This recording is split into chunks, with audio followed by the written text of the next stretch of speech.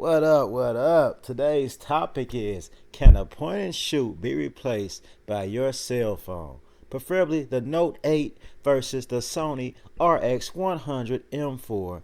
4K, low light, dynamic range. I got still photos. We're gonna check it out. I wanna know what's the best bang for your buck.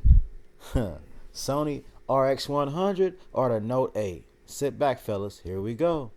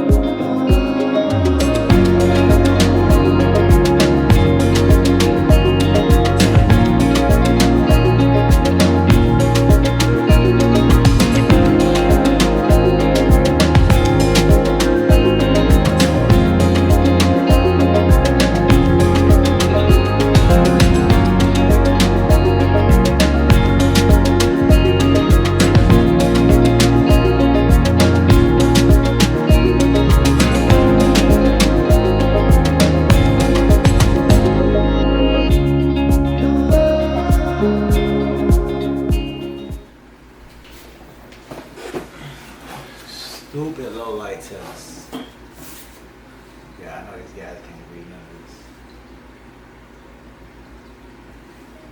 Low light test. Really low light test. Can you see me?